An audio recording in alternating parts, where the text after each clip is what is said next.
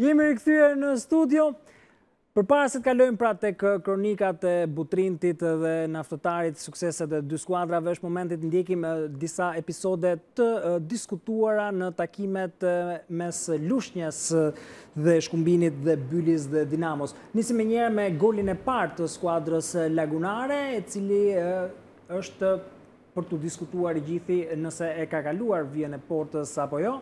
Mendimën e regjisë shohim pra edhe momentin për ta diskutuar këtu me trajnerin e Lushnjës Bano, është goditja e Byzhytit që largohet në përtej ose para vijës portës. Bano? Mendoj që po, gol.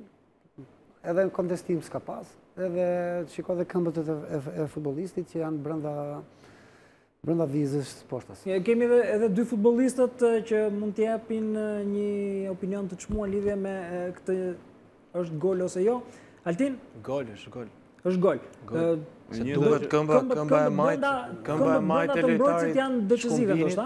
Këmba e majtë. Shive këmbën e majtë. Këmba e majtë është brenda. Është goxha brenda, në fakt.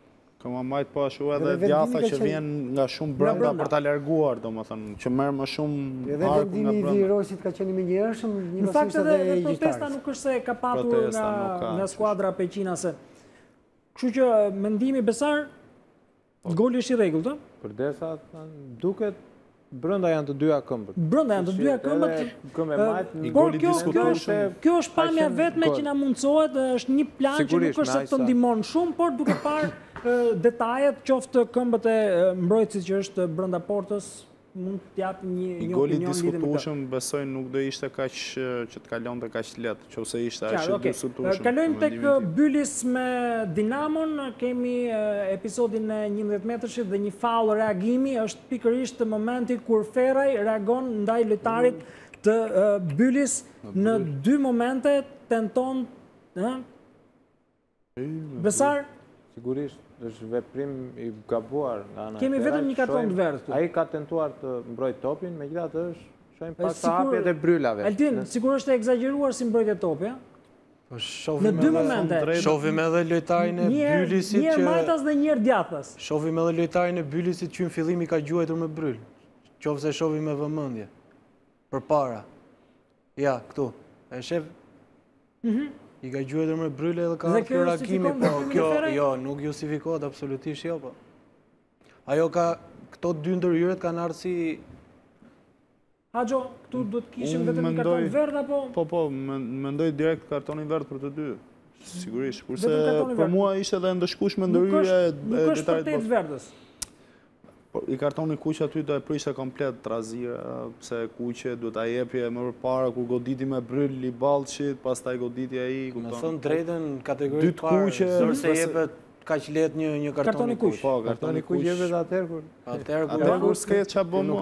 Duhet ta ndëshkuar. Tash se di se do të parë pozicioni i arbitrit edhe 11 metrësh. Dhe kemi edhe momentin e 11 metrëshit që mund ta shohim përmes Moviolës. Shqiprekje me dorë brenda zonës për të diskutuar është vetëm afërsia me topi nga dora futbollistit nuk është më tepër se 40 dhe 50 cm dhe për mua nuk është 11 metrash. Me rregullore, jo. Vlem për të diskutuar vetëm fakti i afërsisë. Interpretimi i rregullores nuk është 11 metrash. Ka dorën e hapur. Po është shumë afër topi me dorën e futbollistit. Se një futbollist mund ta marrë dhe ta ngjecë aty. Edhe crossimi që mund t'i kishte... Altin, është apo jo 11 metrash? Besoj se profesori thot me rregullore nuk mund t'jetë, po mos harrojmë që është ndeshja në Ballçë dhe do ta japi se s'bën arbitri. Ne flasim për rregulloren, pastaj të tjera... Jo, flas që tu mund të favorizohet ekipi vendas, se këtë ekipi tifoz që... Jo, ekipi vendas te pret një prekje me dorë dhe pavarësisht, sidomos rezultati është 0-1 për Dinamon, edhe një prekje me dorë është e pakontestueshme direkt penallti. Në çdo fushë të kategorisë parë, jo vetëm në Ballçë. Se në Ballçë nuk ka ndodhur në trazir. Haxho, 11 metrash? Po, unë mendoj më shumë 60 jo 40, po më shumë. Them se jo sepse do mund t'i prishi bukurinë e lojës, ai lloj. sepse afërsia ndërmjet këmbës dhe dorës lojtarit nuk është shumë e madhe, është afërsi e vogël, kështu që Po, mendoj. veprimi lëvizja e dorës është e justifikuar e lojtarit? Po, normal tash lojtari do eci, vetëm me net pavarësisht ato zonat ngushta lojtarët Po, e rrin çekuar për një mbrojtës që është brenda zonës. Një distancë shkurtër kur është topi edhe 1 metër. Këmba topi me dorën nuk mundet dot futbollisti ta lëshoj dorën me qëllim që ta prekë topin me dorë. S'ka kohë, nuk ka prekje kohë. topit me dorë pa vullnetshme dhe nuk është 1 metër. Pa vullnetshme. Pra kemi të bëjmë me 11 metrash gjeneroz tu, bujar. Edhe i jepet edhe sjepet. Okej, kalojmë tashmë në fitoren e Butrintit përballë Pogradecit me rezultatin 3-0 dhe suksesin e Naftatarit përballë Luftëtarit. Ndjekim pra 2 kronikat e përgatitura nga Dëfrimet Hasani dhe Erkan Çutra dhe kthehemi në studio për diskutuar.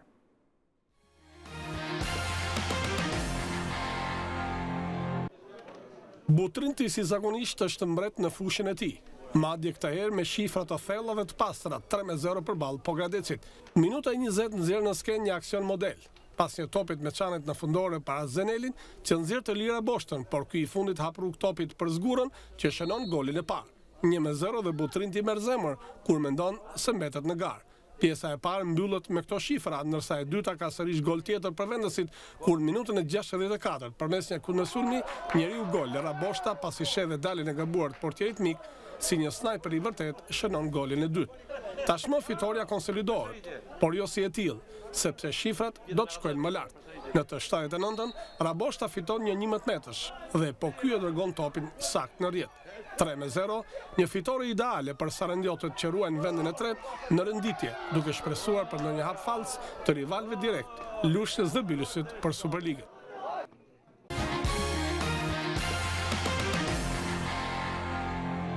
Naftëtari merr 3 pikë shprese për mbijetesë kundër Luftëtarit, teksa kanë poshtur 2-0 Gjiro Kastrit dhe rivalet e drejt për drejt për mbijetesë. Ndeshja ka filluar e qetë, të dyja ekipet tregojnë të kujdesshme, teksa duhet thënë se rastet në pjesën e parë janë me pikatore.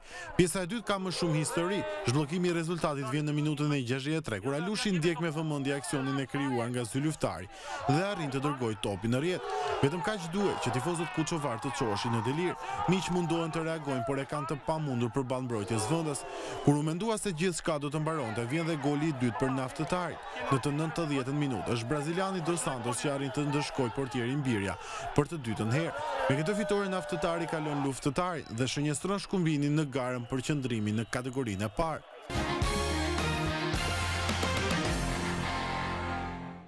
Fitore e rëndësishme e Butrintit Haxho, 2 gole Raboshta. Shënuesi më i mirë i grupit B. Po, është vërtet një nga shënuesat më të mira dhe lojtari që ka luajtur në Superligë dhe kategorinë e parë njeh edhe mirë, domethënë. Një fitore që se mendonin të ishte kaq e thjeshtë, por që rezultoi e tillë, domethënë rezultati 3-0 ta lejon ta mendosh që fitore e lehtë. Ishte një ndeshje që i kishin përgatitur mirë, edhe futbollistët e Pogradecit, sulmuesi pati probleme, nuk e di Laçka kush ishte edhe e mendua më, domethënë me largimin e një sulmuesi, menduam që ekipi shtynte më përpara dhe e gjetëm shpejt me zgurën, domethënë që ka qenë pjesë e Pogradecit më përpara, pastaj me Raboshtën, me 2 herë Raboshtën. Siç duket zgurë ka njohur mirë Pogradeci. Po, biles se ka bë gol dhe me djathën që ta mendosh me djathën, një lojtar me të majtën e ka shumë të vështirë, po që edhe mendoj se do kemi rezultate pozitive pas kësaj, sepse edhe 3-0 ne lejon që të mendojmë të ecim më mirë. Në fakt Pogradeci ka patur luhatje në javët e fundit dhe përballë Butrintit pritej që kishte një tjetër impakt, jo të një humbje me tilla shifra. Me sa biseduan, domethënë ata kishin edhe probleme pagash, domethënë pagesa që nuk ishin paguar edhe kishte lojtarë që vinin edhe vetëm sa për ndeshje, kupton, edhe kjo është e papranueshme në sport që të vish sa për ndeshje, sepse mendohet që të stërvitesh gjatë javës, se minutat e javës janë ato që të cilat japin ty që të japësh 90 minuta ditën e ndeshjes. Problemet financiare besar, gangrena e futbollit shqiptar, po. Pogradeci është e vërtet ajo që thotë Haxho, para një javë 10 ditësh kanë bërë protest futbollistët, 2 ditë nuk kanë dalë në stërvitje, më pas janë takuar me drejtuesit dhe është arritur një lloj akordi. Megjithatë, me sa duket, ende nuk i kanë marrë pagesat e muajit. Kjo është një problem jo vetëm në kategorinë e parë, po sigurisht edhe në superiore. Janë ekipe që vonojnë pagesat, janë të shumta rastet e ankesave nga ana e lojtarëve, 2-3 muaj me vonesë dhe kjo sigurisht që është e papranueshme për futbollin shqiptar. Unë për këtë pjesë do të kundërshtoja pak dhe pjesa e Sarandës, pakën më sa mendoj, unë kam qenë në disa ekipe dhe ka pas, është vërtet që ka pas probleme, po të Saranda nuk ka fare vend për këto probleme, mund të ketë vonesa punë ditësh, po që jo largësi. Ky është një shembull mjaft pozitiv sepse kjo stimulon gjithashtu edhe performancën e skuadrave dhe jep dorë si trajnerit ashtu se edhe lojtarëve të shprehen i ka më të përgatitur psikologjikisht. Por ndërkohë vlen për të përmendur fakti që ju jeni dhe portieri më pak i mundur i grupit B, vetëm 11 gola të pësuar, 12 ka pësuar portieri Lushnjës. Ta morëm kështu si të lozim për Raboshtën, për Sulmus, për goleadore, të lozim për Ahaxhon, për më pak gola të pësuar. Portieri Partizanit theu rekordin i mbështetur nga skuadra, kështu që do ta mendoj. Megjithatë, kemi diskutuar fort edhe për shanset që ka Butrinti për të rikuperuar 4 pikëshin e disavantazhit mes Pylis dhe Lushnjës. Sa besonin Sarandë se mund t'ja dilni? Të gjithë besojnë edhe gjithkohë na pyesin rruga, më të dalim në Super League si e mendoni të fitojmë këtu, edhe i themi që gjithmonë që ne do japim të bëjmë më të mirën, se për këtë gjë kemi ardhur, jemi shumë japanxhin, nëse mund ta them. Edhe për këtë kemi ardhur për të luftuar për Super League-ën, pastaj janë gjërat e tjera që do vendosin, domethënë. Janë si do ecin edhe ekipet e tjera, sepse ne nëse mund të bëjmë punën tonë, duhet bëjnë edhe ekipet e punën e tyre, nëse mund të ketë se e diskutuam, e zaruam pjesën e tolerimit. Nëse çdo ekip do shikoj hesabet e veta, atëherë do jemi më mirë, sepse lufta do jetë më e nxehtë. Megjithatë keni një sindrom problematike të transfertave këtu. Për këtë do ta thoja. Po pa fituar transfert. Për këtë do ta thoja sepse te kjo mund të jetë problemi mentaliteti i ekipit nga që vjen i duket sigurisht inferior, e mendojnë që shkojmë në ndeshjet të transfertave, jemi inferior edhe po shkojmë, jemi ekip i vogël, mendojmë hajde ta luajmë këtë ndeshje, por nuk e di, ne kemi pasur shumë shanse, këtë mund ta thotë profesori edhe në Lushnjë që biles ka raste të pastra për të shënuar. Mund të them ndeshje në Gjirokastër, ndeshje për ndeshje, raste në fund, domethënë, edhe raste pjesën e parë. Megjithatë, rastet nuk janë gola dhe ju numëroni vetëm një fitore në Ballsh në këtë kampionat në transfer. Është vërtet. Mendoj se vuajmë vetëm nga pjesa e transferta. Domethënë, në momentin që ne kemi transferta, ne vuajmë. Besar, sa probabilitet ka që një skuadër që ka vetëm një fitore në transfer të arrijë Superligën? Po diferenca prej 4 pikësh mund t'ja mundsoj. Shikoj, diferenca prej 4 pikësh kur e shikon si 4 pikësh duket mund të shikosh edhe Sopotin që ka 5 fitore jashtë, po brenda ka 3 fitore. Jo, është çështja e fushës. Sopoti ka tjetër problem, i lut gjithë neshët jashtë. Specifikën e gjitha jashtë. Edhe vetë fakti që ka edhe Lushnja dhe Bylis, ndoshta nuk është se ka një ecuri shumë të mirë jashtë, vetë diferenca e tregon këtë. Megjithatë, siç e tha edhe portieri që është pjesë e skuadrës, ndoshta mentaliteti një ekipi që para 4 vitesh, duhet të thënë 5 vitesh, ka qenë kategorinë e dytë. Dhe se mendon dhe fare Superligën, mendon dhe kategorinë e parë. Është investuar, është ndërtuar një fushë e re dhe i lindet drejta dhe atyre është krijuar skuadra për të synuar superiore. Për të synuar superioren, por ndërkohë, ndonë se keni golashënuesin më të mirë të grupit B, keni Raboshtën, 2015-ën nuk keni shënuar asnjë gol jashtë fushës. Sa problematike këtë transferta? Kjo do jetë, nëse do kishim zgjidhur një pjesë të problematikës që mund kishim 2 fitore ose 3 fitore më shumë jashtë fushës, atëherë do ishim shumë më mirë. Sot do flisim mirë, po ndoshta e kanë ruajtur për në Berat. Ka lidhur për Mballës. Mbetet për të parë, ne i kemi transfert, i marrim ndeshjet një nga një, kemi Beratin edhe shpresojmë domethënë në vazhdimsi. Për vazhdimsinë. Ndërkohë, vlen për të përmendur fakti edhe që Naftëtari i ka lënë vendin e fundit Luftëtarit. Një fitore në takimin direkt 2-0.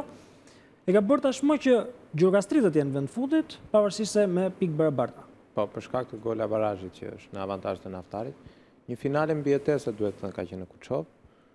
Merit e skuadrës vendase ka arritur të fitojë. Megjithatë është për të habitur fakti që Luftari përveç faktit që ka lojtar që kanë luajtur më parë në superiore, lojtarë cilësor, me ndrimin e trajnerit, disi është rikthyer pozitiviteti, nuk po arrin të thyejnë gërçin e transfertave dhe luftari ka të njëjtin problem. Dhe sidomos në ndeshje të tilla finale dhe ndaj kundërshtarëve direkt si Naftarit javën e ardhshme luan në Peqin, po tregojnë që do ta ketë shumë të vështirë dhe është për të ardhur keq që një ekip i tillë ta shohësh në vendin e fundit në klasifikim dhe rrezikon seriozisht mbijetesën. Bana e ndërtuar për tjetër objektiv luftëtari, e shef vetëm tashmë në vendin e fundit. Problem nuk pas ka qenë vetëm trajneri, Jo, unë ka mendimin që është për zgjedhjen fillim e futbollistëve që të realizosh një objektiv duhen futbollistët një. Edhe ka mendimin që nëse do dalësh kampion, del me kampion. Kështu që për zgjedhja nuk ka qenë shumë profesionale dhe me sa di edhe në raportet që kemi me stafin e luftëtarit nuk kanë probleme financiare. Përderisa nuk kanë probleme financiare dhe kanë qenë futbollistë me kontratat, mirë paguar, kush është me problemi kushtet pastaj? mira, mendoj që Sepse ja dhe trajneri ndroi, rezultatet prap nuk vinë. duhen kampion para që dalësh kampion. Lojtarët janë, duhet Duhen futbollistë kampion, do të durojnë presionin, do durojnë gjithçka. Drejtuesit duhet të mbajnë përgjegjësi. Nuk është e lehtë ti jesh në vend parë, vend dytë, vend parë gjithkohon. Futbollistët duhet të mbajnë. E nisin sezonin me synime të qarta, thonë do synojmë superioren. Superligën dhe pastaj afrojnë lojtar, afrojnë trajner dhe në fund është sezoni 2 të radhës që përfundojnë në mbijetesë. Ndërkohë përsa